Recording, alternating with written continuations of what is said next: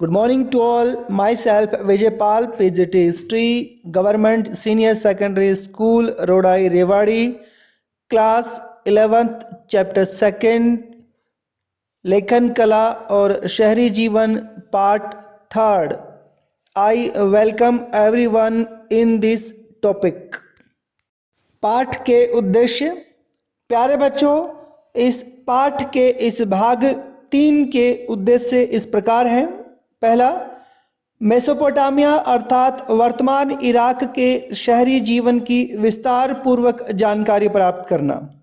दूसरा, पशुचारक क्षेत्र के एक व्यापारिक नगर अर्थात मारी के बारे में विस्तृत विवरण प्राप्त करना. तीसरा, मेसोपोटामिया संस्कृति में शहरों के महत्व को जानना.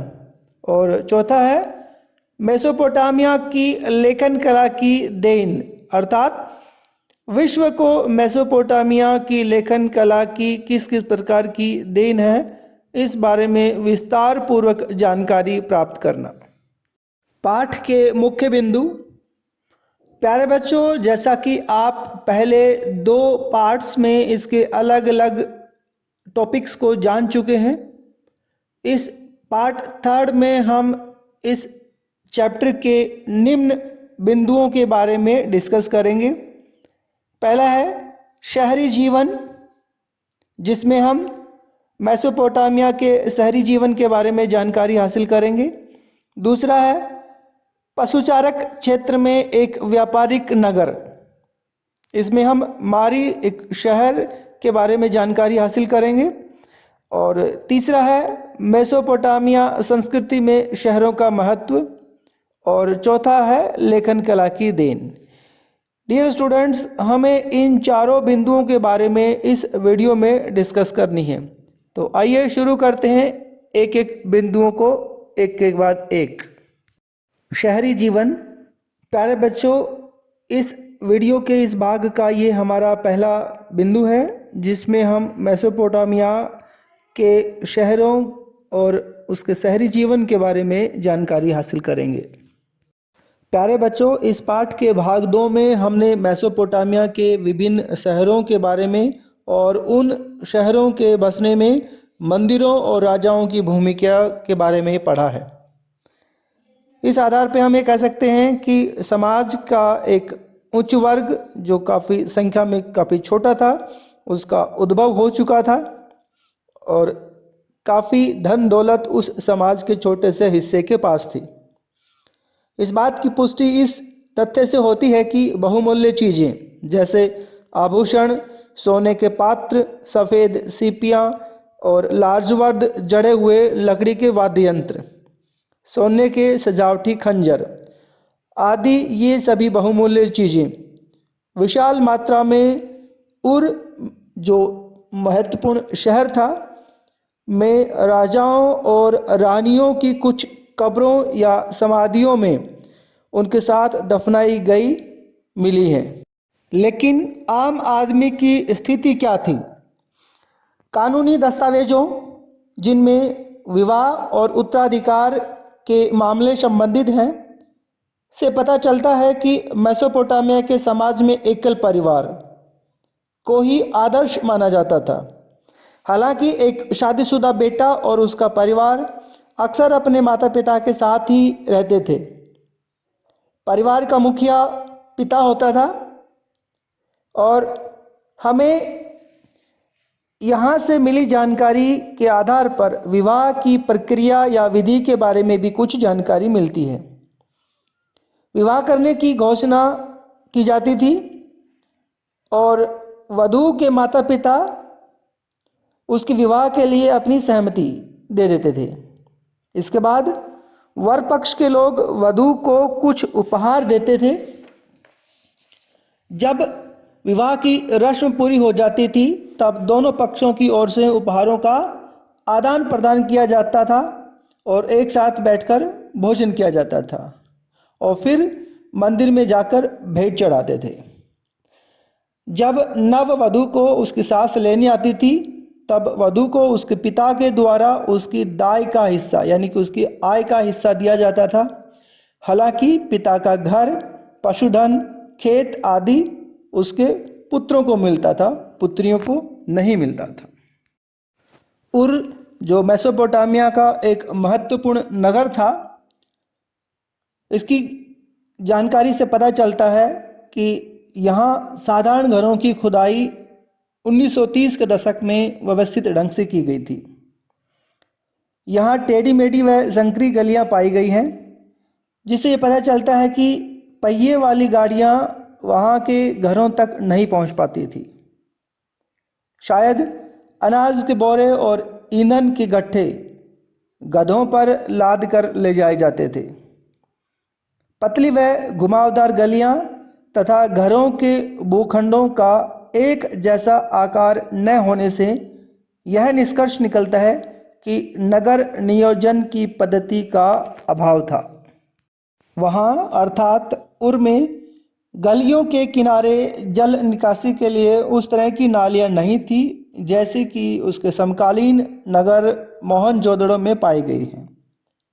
हालांकि जल निकासी की नालियाँ और मिट्टी की नालियाँ उर नगर के घरों के भीतरी आंगन में अवश्य पाई गई हैं, जिससे यह समझा जाता है कि घरों की छतों का ढलान भीतरी आंगन की ओर था और वर्षा का पानी का निकास नालियों के माध्यम से भीतरी आंगनों में बने हुए होजों या एक प्रकार के पानी के गड्ढों में से ले जाया जाता था। शायद यह इसलिए किया जा गया होगा कि एक साथ तेज वर्षा आने पर घर के बाहर की कच्ची गलियां कहीं बुरी तरह कीचड़ से ना भर जाएं। फिर भी ऐसा प्रतीत होता है कि लोग अपने घर का सारा कूड़ा कचरा बुहार कर गलियों में डाल देते थे, जहां वह आने जाने वाले लोगों के पैरों के नीचे आता रहता था। इस प्रकार बाहर कूड़ा डालते रहने से गलियों की सतहें या लेवल्स ऊंचे उठ जाते थे, जिसके कारण कुछ समय के बाद घरों की दहलीजों को भी ऊंचा उठाना पड़ता था ताकि वर्षा के बाद कीचड़ बहकर घरों के भीतर ना जा सके। कमरों के अंदर रोशनी खिड़कियों से ना जाकर दरवाजों से होकर आती थी जो आंगन में खुला करते थे। इससे घरों के परिवारों में गोपनीयता भी बनी रहती थी और घर के बारे में कई तरह के अंधविश्वास भी प्रचलित थे, जिनके विषय में उर में पाई गई शकुन अपशकुन संबंधी बातें पट्टिकाओं पर लिखी मिलती हैं। जैसे घर की देहली ऊंची उठी हुई हो तो वह धन दौलत लाती है, और सामने का दरवाज़ा अगर किसी दूसरे के घर की ओर न खुले तो वह सौभाग्य प्रदान करता है।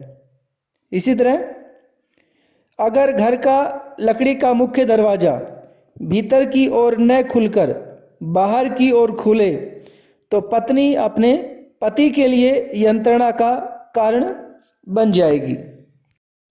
उर में नगरवासियों के लिए एक कब्रिस्तान भी था, जिसमें शासकों तथा जनसाधारण की समाधियां पाई गई हैं, लेकिन कुछ लोग साधारण घरों के फर्शों के नीचे भी दफनाए हुए पाए गए थे। पशुचारक क्षेत्र में एक व्यापारिक नगर।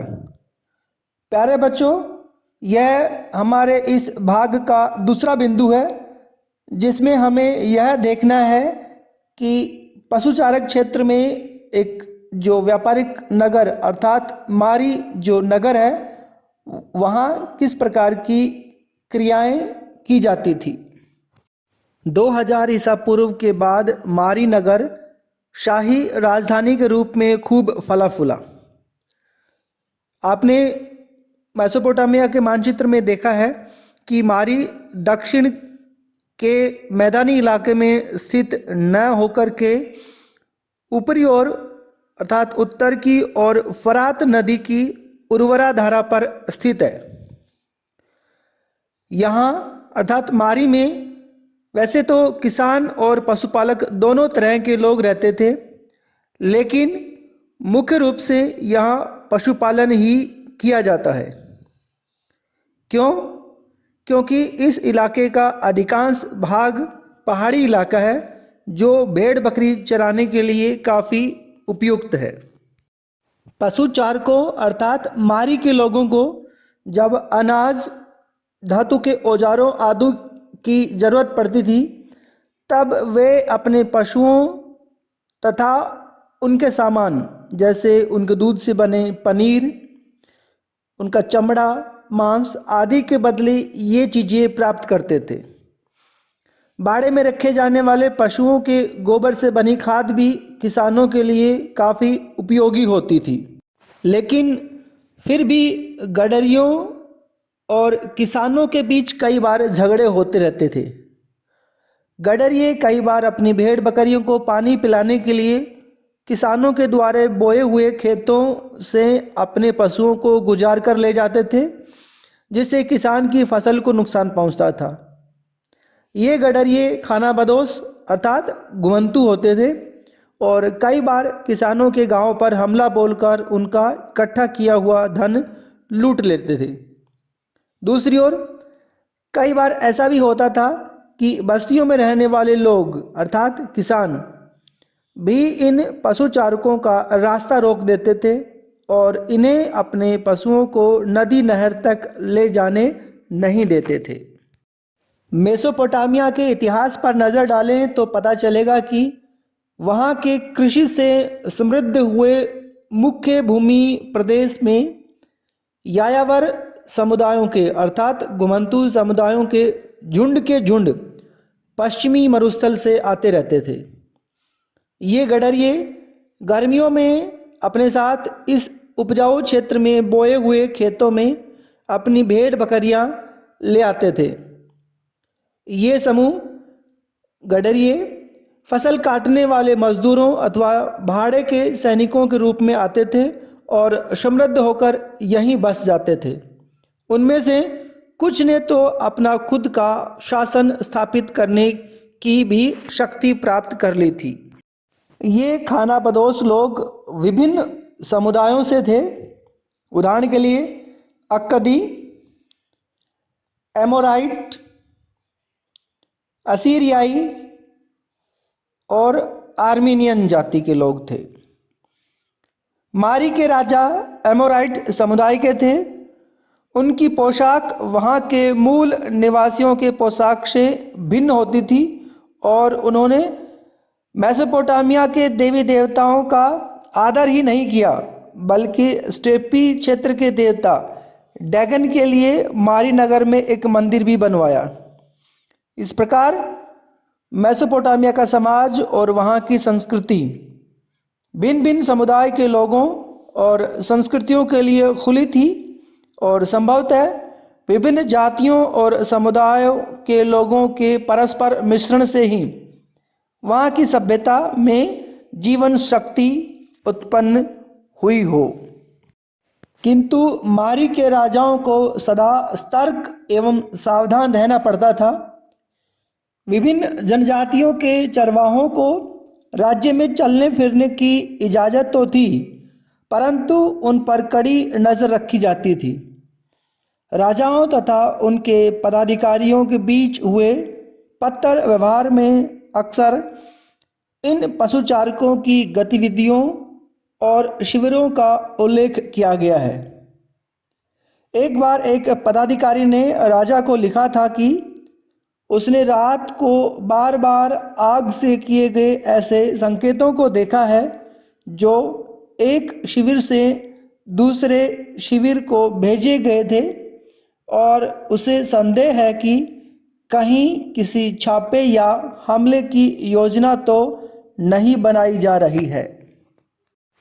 मारी नगर एक अत्यंत महत्वपूर्ण व्यापारिक स्थल पर स्थित था, जहां से होकर लकड़ी, तांबा, रांगा, तेल, मदिरा और अन्य कई किस्मों का माल नावों के जरिए फरात नदी के रास्ते दक्षिण और तुर्की, सीरिया और लेबनान के ऊंचे इलाकों के बीच लाया और ले जाया जाता था। मारी नगर व्यापार के बल पर समृद्ध हुए शहरी केंद्र का एक अच्छा उदाहरण है। दक्षिणी नगरों को घिसाई पिसाई के पत्थर, चक्कियाँ, लकड़ी और शराब तथा तेल के पीपे ले जाने वाले जलपोत मारी में रुका करते थे। मारी के अधिकारी जलपोत पर जाया करते थे और उस पर लदे हुए सामान की जांच करते थे और उसे आगे बढ़ने की इजाज़त देने से पहले उसमें लदे माल की कीमत का 10% प्रभार वसूल करते थे। सबसे महत्वपूर्ण बात यह है कि कुछ पट्टिकाओं में साइप्रस के द्वीप अलाशिया से आने वाले तांबे का उल्लेख मिला है। यह द्वीप उन दिनों तांबे तथा टिन के व्यापार के लिए मशहूर था, परंतु यहाँ रांगे का भी व्यापार होता था, क्योंकि कांसा औजार और हथियार बनाने के लिए एक मुख्य औद्योगिक सामग्री था, इसलिए इसके व्यापार का बहुत महत्व था। इस प्रकार यद्यपि मारी राज्य सैनिक दृष्टि से उतना ताकतवर नहीं था, परंतु व्यापार और समृद्धि के मामले में वह अद्वितीय था। मेसोपोटामिया संस्कृति में शहरों का महत्व। डियर स्टूडेंट्स, यह हमारे इस भाग का अगला बिंदु है, जिसमें हमें यह देखना है कि मेसोपोटामिया संस्कृति में शहरों का महत्व किस प्रकार था। मेसोपोटामिया वासी शहरी जीवन को बहुत महत्व देते थे, जहां अनेक समुदायों और संस्कृतियों के लोग साथ साथ रहा करते थे। युद्ध में शहरों के नष्ट हो जाने के बाद वे अपने काव्यों के जरिए उन्हें याद किया करते थे।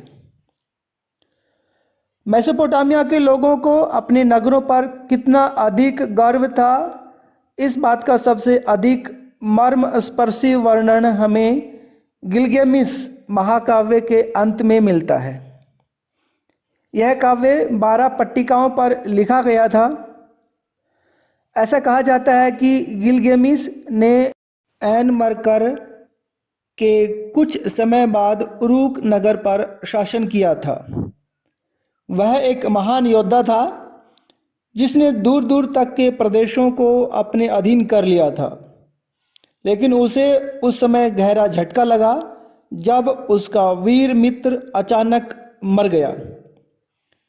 इससे दुखी होकर वह अमरत्व की खोज में निकल पड़ा। उसने सागरों महासागरों को पार किया और दुनिया भर का चक्कर लगाया, मगर उसे अपने साहसिक कार्य में सफलता नहीं मिली। हार कर गिलगेमिस अपने नगर उरूक लौट आया। वहाँ जब वह अपने आप को सांत्वना देने के लिए शहर की चारदीवारी के आगे पीछे चहलकदमी कर रहा था, तभी उसकी नज़र उन पकी हुई ईंटों पर पड़ी जिनसे उनकी नींव डाली गई थी। वह भावाविभोर हो उठा। इस प्रकार उरूक नगर की विशाल प्राचीर पर आकर उस महाकाव्य की लंबी वीरतापूर्ण और साहस भरी कथा का अंत हो गया। यहाँ गिलगेमिस एक जनजातीय योद्धा की तरह यह नहीं कहता कि उसका अंत निश्चित है, पर उसके पुत्र तो जीवित रहेंगे और इस प्रकार नगर का आनंद लेंगे। इस प्रकार उसे अर्थात गिलगेमिस को अपने ही नगर में सांत्वना मिलती है, जिसे उसकी प्यारी प्रजा ने बनाया था। लेखन कला की देन। डियर स्टूडेंट्स, यह हमारे इस भाग 3 का अंतिम बिंदु है, जिसमें हमें यह देखना है कि मेसोपोटामियाई संस्कृति की विश्व को और मेसोपोटामिया को किस प्रकार की देन है। हालांकि मर्मस्पर्शी कहानियों, किस्सों और तरह तरह के वर्णन को तो मौखिक रूप से एक दूसरों को सुनाते हुए जीवित रखा जा सकता है, पर विज्ञान को जीवित रखने के लिए लिखित दस्तावेजों और किताबों की जरूरत पड़ती है, ताकि विद्वानों की आगे आने वाली पीढ़ियां उन्हें पढ़ सके। संभवतः मेसोपोटामिया की दुनिया को सबसे बड़ी देन उसकी काल गणना और गणित की विद्वतापूर्ण परंपरा है। 1800 ईसा पूर्व के आसपास की कुछ पट्टिकाएं मिली हैं, जिनमें गुणा और भाग की तालिकाएं, वर्गमूल तथा चक्रवृद्धि ब्याज की सारणियां दी गई हैं। उनमें 2 का वर्गमूल इस प्रकार दिया गया है: 1 जमा 24/60 जमा 51/60 का स्क्वायर जमा 10/60 का क्यूब। अगर आप इसे हल करें तो इसका उत्तर 1.41421296 होगा, जो इसके सही उत्तर 1.41421356 से थोड़ा ही भिन्न है। उस समय के विद्यार्थियों को इस प्रकार के सवाल करने होते थे, जैसे अगर एक खेत का क्षेत्रफल इतना इतना है और वह 1 अंगुल गहरे पानी में डूबा हुआ है, तो संपूर्ण पानी का आयतन बताओ। पृथ्वी के चारों ओर चंद्रमा की परिक्रमा के अनुसार एक पूरे वर्ष का 12 महीनों में विभाजन, 1 महीने का 4 हफ्तों में विभाजन, 1 दिन का 24 घंटे में और 1 घंटे का 60 मिनट में विभाजन, यह सब जो आज हमारी रोज़मर्रा की ज़िंदगी का एक अचेतन हिस्सा बना हुआ है, मेसोपोटामिया वासियों से ही यह हमें मिला है। समय का ये जो विभाजन ऊपर बताया गया है, यह सिकंदर के उत्तराधिकारियों ने अपनाया। वहाँ से वह रोम गया और फिर रोम से इस्लाम की दुनिया को मिला और फिर इस्लाम से यह मध्य युगीन यूरोप में पहुँचा। जब कभी सूर्य और चंद्र ग्रहण होते थे तो वर्ष, मास और दिन के अनुसार उनके घटित होने का हिसाब रखा जाता था। इसी प्रकार रात को आकाश में तारों और तारामंडल की स्थिति पर बराबर नज़र रखते हुए उनका भी हिसाब रखा जाता था। मेसोपोटामिया वासियों की इन महत्वपूर्ण उपलब्धियों में से एक भी उपलब्धि संभव नहीं होती यदि लेखन की कला और विद्यालयों जैसी उन संस्थाओं का अभाव होता, जहां विद्यार्थीगण पुरानी लिखित पट्टिकाओं को पढ़ते और उनकी नकल करते थे, और जहां कुछ छात्रों को साधारण प्रशासन का हिसाब किताब रखने वाले लेखाकार न बनाकर ऐसा प्रतिभावान संपन्न व्यक्ति बनाया जाता था जो अपने पूर्वजों की बौद्धिक उपलब्धियों को आगे बढ़ा सके। यह सोचना गलत होगा कि मेसोपोटामिया के शहरी लोग आधुनिक तौर तरीकों से परिचित नहीं थे, क्योंकि वो अपने संस्कृति से जुड़ी सभी चीज़ों को सुरक्षित रखते थे। इसके लिए उन्होंने पुस्तकालय बनवाए और उनका ठीक प्रकार से रख रखाव भी किया जाता था। पाठ की दोहराई। प्यारे बच्चों, इस भाग 3 के चारों बिंदुओं पर चर्चा करने के बाद आइए देखते हैं कि हमने पाठ में क्या पढ़ा है। मेसोपोटामिया अर्थात वर्तमान इराक के शहरी जीवन की विस्तार पूर्वक जानकारी प्राप्त की है। दूसरा, पशुचारक क्षेत्र के एक व्यापारिक नगर मारी के बारे में विस्तृत विवरण प्राप्त किया है। तीसरी बात, मेसोपोटामियाई संस्कृति में शहरों के महत्व को जाना है। और चौथी बात, मेसोपोटामिया की लेखन कला की देन के बारे में विस्तार पूर्वक जानकारी ली है। गृह कार्य या होमवर्क। प्यारे बच्चों, पाठ के इस भाग के सभी बिंदुओं पर विस्तार पूर्वक चर्चा करने के साथ ही पाठ की दोहराई करने के आधार पर आपको गृह कार्य के लिए निम्न प्रश्न दिए जा रहे हैं, जो आपको अपनी नोटबुक में करने हैं।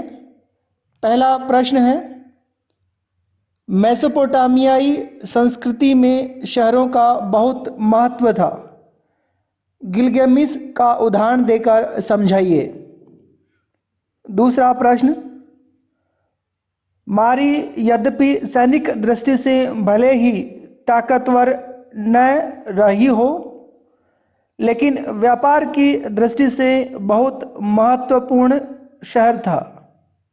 अपने विचार लिखिए। तीसरा प्रश्न, आज का विश्व मेसोपोटामिया संस्कृति का ऋणी है। उदाहरण देकर के अपनी बात स्पष्ट करें। चौथा प्रश्न, मेसोपोटामिया के शहर उतने उन्नत नहीं थे जितने हड़प्पा सभ्यता के थे। अपने विचार लिखिए। प्यारे बच्चों, कक्षा 11वीं के इतिहास का यह पाठ 2 हमने 3 भागों में तैयार किया है। उम्मीद है आपको पाठ अच्छे से समझ आ गया होगा। अगर किसी प्रकार की कोई दिक्कत है तो पाठ के तीनों भागों को फिर से सुनिए, समझिए और इनमें दिए गए प्रश्नों को हल करने का प्रयास करें। उम्मीद है कि आप सभी के लिए यह जानकारी महत्वपूर्ण होगी। आप सभी का बहुत बहुत धन्यवाद।